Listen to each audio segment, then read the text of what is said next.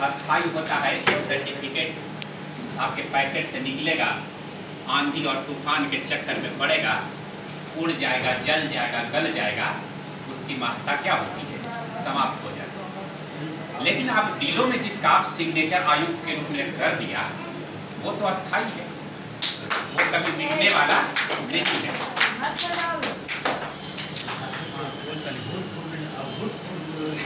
हाँ, परवीन बाबू कह रहे हैं कि सर पूर्व आयुक्त नहीं, आप भूतपूर्व नहीं, पूर्व के पहले उसको अभूतपूर्व से जोड़ दिया जाए तो अच्छा रहेगा।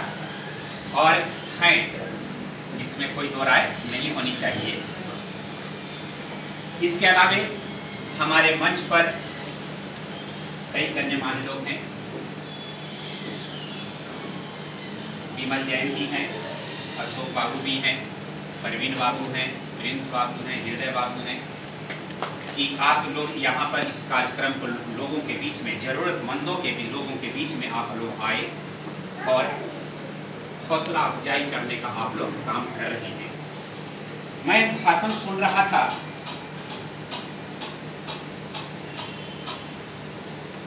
कितने लोग मानते हैं, हाथ उठा करके बताइए कि आप मजबूर हैं। परवीन बाबू नहीं, ये हाथ नीचे कर दीजिए। मैं आपके लिए तो पंक्ति दे रहा हूं। मैं मजदूर हूं, मजबूर नहीं। क्या बोल रहे हैं? मैं मजदूर हूं, मजबूर नहीं हूं, अपने पसीने का खाता हूं और मिट्टी को सोना बनाता हूं। क्या है, इसको मजबूरी कहा जाएगा। यही प्रसंग एक बार स्वतंत्रता आंदोलन के दौरान भी उठा था। भारत के कई स्वतंत्रता सेनानी भारत को आजाद करवाने के लिए संघर्ष कर रहे थे, क्योंकि जब देश आजाद हुआ था तो दो दल में बटा हुआ था। एक का नाम था गरम दल और दूसरे का नाम था नरम दल। तो लाल, बाल और पाल का आप लोगों ने नाम सुना होगा। लाल लाला लाजपत राय, बाल बाल गंगाधर तिलक और पाल बिपिन चंद्र पाल। ये तीनों, एक मीटिंग खत्म हुआ, एक पेड़ के नीचे तीनों बैठे हुए थे। एक अमेरिकन पत्रकार था जिसका नाम पीटर था, मिस्टर पीटर। वो वहाँ का जो सबसे प्रसिद्ध वाशिंगटन पोस्ट है, उसमें वो लेख लिखता था। जैसे ही पीटर इन तीनों क्रांतिकारियों को देख लिया तो एक अमेरिकन भाव से अभिप्रेरित होकर के वहां पर पहुंच गया। अंग्रेजी में दोनों के बीच में वार्तालाप हुई।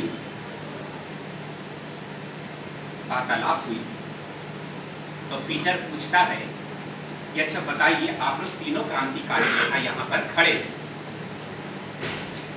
मैं वादा करता हूं कि अंग्रेजों से मैं वार्ता करूंगा और वार्ता के फलस्वरूप आजादी आपको भीख में दिलवा दूंगा। आप लोग लीजिएगा, आप लोग इसको अपने ऊपर इम्प्लीमेंट कीजिएगा। मैं ये सुना रहा हूं तो एक मकसद है। पीटर ने क्या कहा? वो इंग्लैंड का नहीं रहने वाला था, वो भारत का रहने वाला नहीं था। वो रहने वाला कहाँ का था? अमेरिका का रहने वाला है।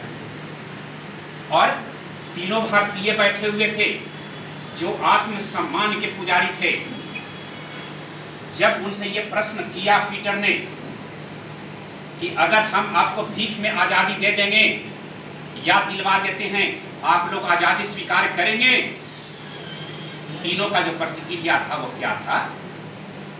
तीनों की ये भाव थी, वो तन जाती है, आंखें बड़ी बड़ी निकलने लगती है और तीनों एक बार बाजू को खींचते हुए खड़े हो जाते हैं और कहते हैं कि मिस्टर पीटर, जिस चीज को प्राप्त करने की ताकत हमारे बाजुओं में नहीं होगा, मैं उसे भीख में स्वीकार नहीं कर सकता।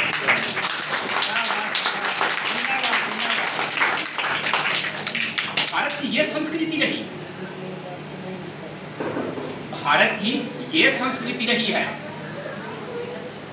छीनेंगे, मांगेंगे नहीं। मैं क्या बता रहा हूँ?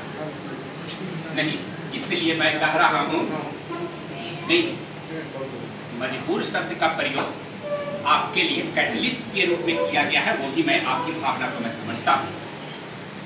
लेकिन मैं ये भी कहूँगा कि समाज के ऐ पहरेदार सतर्क हो जाओ। शिवाजी बाबू आ गए हैं, हमको जगा दिए हैं, मांगूंगा नहीं, छीन लूंगा। याद रहेगा? बिल्कुल सर। चलिए नेक्स्ट है, एक प्रसंग मैं अब छेड़ रहा हूं। अभी जो मजदूर दिवस मनाया जा रहा है, मजदूर दिवस को हम लोग कई नामों से जानते हैं। मई दिवस भी बोलते हैं, श्रमिक दिवस भी बोलते हैं, कामगार दिवस भी बोलते हैं। आप लोग को पता है कि इसकी जो शुरुआत हुई थी वो अमेरिका से शुरू हुआ था। इसकी शुरुआत हुई थी और मजदूर को भी पता है कि अगर आपके घर में जाएगा तो कितना घंटा काम करेगा। बताइए, अगर वो मजदूर जाता है आपके घर में तो कितना घंटा काम करेगा? 24 घंटा काम करेगा? नहीं, 8 घंटा, मात्र 8 घंटा काम करेगा। ये 8 घंटा किसने डिसाइड किया? सोचिए, ये 8 घंटा किसने डिसाइड किया? नहीं, आज ही का वो दिन था जब शिकागो के मजदूरों ने आंदोलन खड़ा किया था और उसी आंदोलन का परिणाम था 1889 में अंतर्राष्ट्रीय मजदूर संघों की एक बैठक होती है और इसमें डिसीजन होता है, कानून बनता है और उसके बाद पूरे दुनिया में इम्प्लीमेंट हो जाता है कि अगर आप किसी भी मजदूर से काम लेते हैं तो कितना घंटा काम निर्धारित होगा? 8 घंटा काम निर्धारित होगा। आप सोचिए। नहीं, हमारे सामने शिवाजी बाबू हैं, बैठे हुए हैं, इन्होंने ऑटो खान की तरह कसम ले लिया है, प्रण खाया है कि मैं दिव्यांगों के लिए क्या साबित होऊंगा? नहीं, परमाणु रिएक्टर बनूंगा, परमाणु बम नहीं बनूंगा। और अगर आप साथ देते हैं, संघर्षों पर विजय प्राप्त करने की अगर आपके पास क्षमता है तो मैं लिख करके दे देता हूं कि दुनिया की ऐसी कोई ताकत नहीं है जो आपको सफलता से रोक सकता है। फ्रांस का नेपोलियन अगर बोनापार्ट का नाम आप लोगों ने सुना होगा तो उसने कहा था, असंभव मूर्खों की शब्दकोश की एक शब्द मात्र है। अब ये बताइए, नेपोलियन बोनापार्ट के अनुसार क्या असंभव को आप स्वीकार करेंगे? एक शब्द में बोलिए नहीं, नहीं तो आप किसके श्रेणी में पहुंच जाइएगा? मूर्खों के श्रेणी में आप।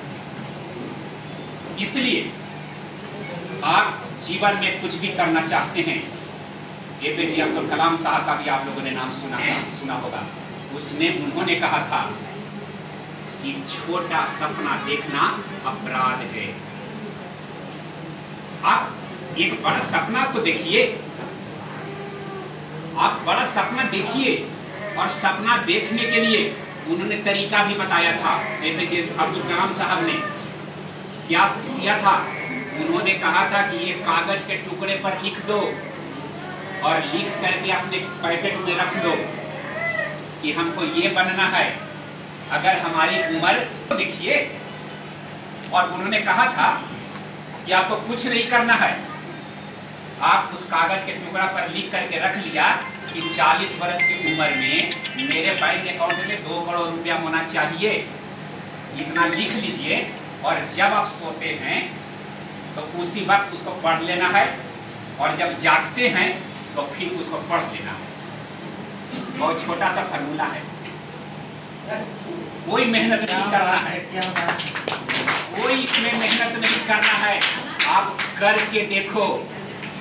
नहीं, इसका जीता जागता उदाहरण तुम्हारे सामने खड़ा है कि मैंने जीवन में जो सपना देखा, इसी सृष्टि ने, इसी ब्रह्मांड ने उस सपना को पूरा किया है। जिंदाबाद, जिंदाबाद। नहीं, ये सृष्टि और ये ब्रह्मांड करती है, सपना देखना तुम्हारा काम है और पूरा करना हमारा काम है। जी स्वीकार करते हैं ना। आपके सपना को ध्वस्त करने में लग जाएंगी। 6 महीना 7 महीना के बाद पूरा ब्रह्मांड की जो शक्ति है उस सपना को पूरा करने में लग जाएगी और धीरे धीरे धीरे धीरे आपको पता चल जाएगा कि आपका सपना क्या हो रहा है, पूरा होना शुरू हो गया।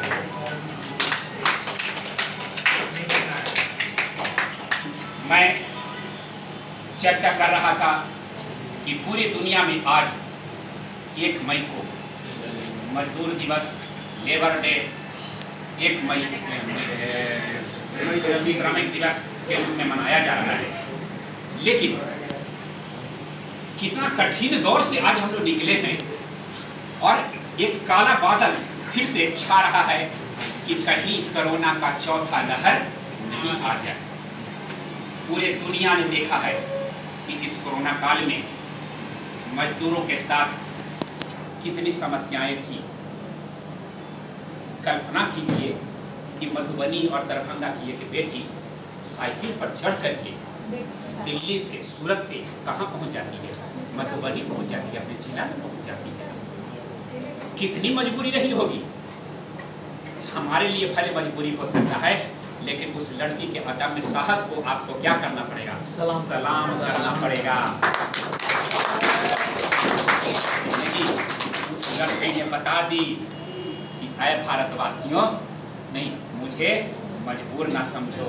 ईश्वर ने सभी को 2 हाथ, 2 पैर, 2 आँख, एक मस्तिष्क, एक पेट दिया है, काफी है। हम लोग का असंतुष्टि का जो लेवल है, जिंदगी भर हम लोग पूरा करते रहेंगे, असंतुष्ट के असंतुष्ट ही रह जाएंगे। चलने के लिए शरीर भगवान ने क्या दिया था, 2 पैर दिया था। मन नहीं भरा तो हम लोगों ने पहिया का विकास कर लिया। पहिया का जब विकास किया, उससे भी मन नहीं भरा तो हवाई जहाज का निर्माण कर लिया। उससे भी पेट नहीं भरा तो रॉकेट का निर्माण कर लिया। अब बताइए कि यहाँ पर जितने भी हमारे दिव्यांगजन हैं जो पैरों से नहीं चल पाते हैं, तो जो दिव्यांग नहीं है वो हवाई जहाज में पैदल चलता है, कैसे चलता है? बिना पैर के ही तो चला जाता है ना। नहीं, आप अपने दिव्यांगता का, अपने दिव्यांगता को नई नई टेक्नोलॉजी के माध्यम से आप क्या कर सकते हैं, चुनौती दे सकते हैं और विश्व के जितने भी चैलेंजेस हैं आप एक्सेप्ट कर सकते हैं और आगे की ओर बढ़ सकते हैं। हमने कुछ शब्दों को आप लोगों के बीच में रखा। मैं आप लोगों के बीच में जब बाढ़ में SDM के रूप में था, तब भी एज ए डिप्टी कलेक्टर के रूप में हाजीपुर में था, तब भी शिवाजी सर को मैं धन्यवाद देता हूँ कि आप लोगों से हमको जोड़ने का काम किया। और मैं आप लोगों से वादा करता हूँ, शिवाजी सर से वादा करता हूँ कि सर, अगर हमारी आपकी कहीं भी जरूरत हो, आप केवल याद करेंगे, मैं आपके लिए खड़ा रहूँगा।